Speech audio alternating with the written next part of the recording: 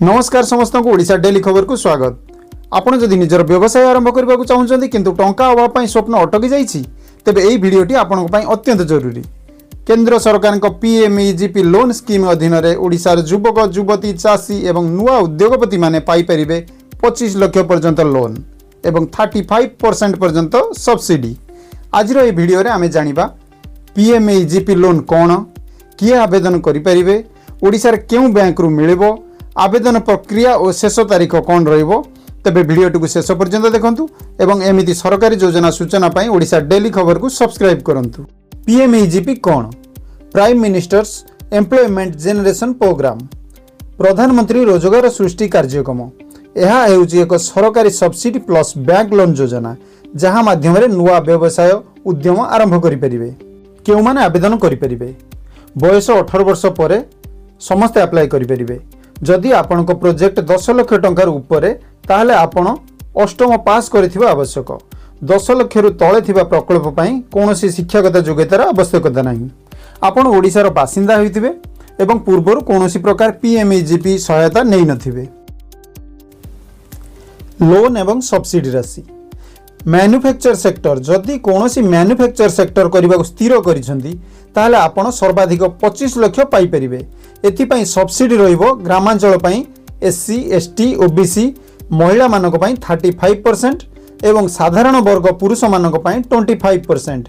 जदि साधारण वर्ग होइथिबे महिला माने 35% सब्सिडी पाई परिबे एवं सहरांचल पई एससी एसटी ओबीसी महिला मानक पई 25% एवं साधारण वर्ग पुरुष मानक पई 15%।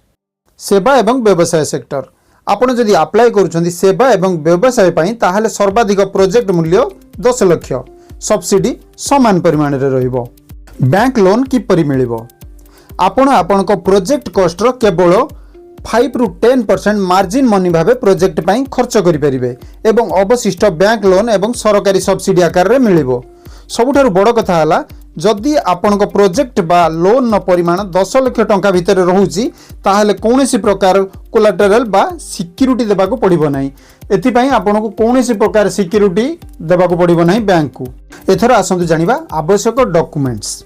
एहा पई आवश्यक डॉक्यूमेंट गुडी कहला आधार कार्ड, पान कार्ड, रेसिडेंट बा वासस्थान certificate, bank passbook, educational certificate बा शिक्षा प्रमाणपत्र, प्रोजेक्ट रिपोर्ट। आपण कार्य पाई एक रिपोर्ट करिवे कोन पाई की उद्देश्य रे लोन पाई अप्लाई करूछंती तार एक रिपोर्ट एवं कैश सर्टिफिकेट जदि आपण रिजर्व कैटेगरी रे बिलोंग करूछंती।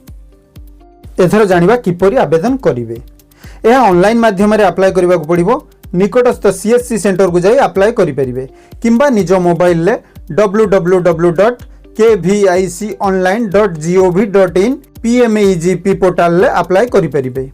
किपरि पाइबे बा प्रोसेस कोन रहबो आवेदन परे?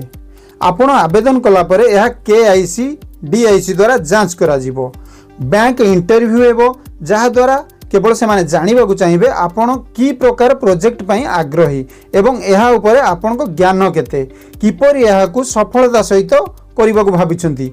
एहा परे आपण को आउ थरे ट्रेनिंग दिया जिवो एवं आपण को लोन अप्रूवल करा जिवो। एथरा आपण निजर प्रोजेक्ट पई लोन पाई परिबे। एहा आपण को अकाउंट को प्रदान करा जिवो। पीएमईजीपी रे केउ व्यवसाय करिवे? पीएमईजीपी रे बहुत व्यवसाय होबो, 1000-2000 रु बहुत व्यवसाय होबो, जेमती poultry, dairy, spice unit, tailoring, garments, welding, mobile service, food processing एमती हजार बिजनेस अच्छी जहाँ आपण पीएमईजीपी लोन माध्यम रे करि परिबे। तबे सांग माने एभली थिला पीएमईजीपी लोन स्कीम संपर्कित संपूर्ण सूचना। आपण मन रे जदि पीएमईजीपी लोन संपर्क रे किछि प्रश्न थाए तबे कमेंट बॉक्स रे लिखंतु, आमे शीघ्र उत्तर देबु। भिडियोटी जदि उपकारी लागि थाए तबे लाइक करंतु, शेयर करंतु निज सांग मानक सहित एवं एभली सरकारी योजना लोन और चाकरी सूचना पई ओडिशा डेली खबर को सब्सक्राइब करंतु। पुणी एक नुआ सरकारी सूचना सहित देखा हवा पर्यंत नमस्कार।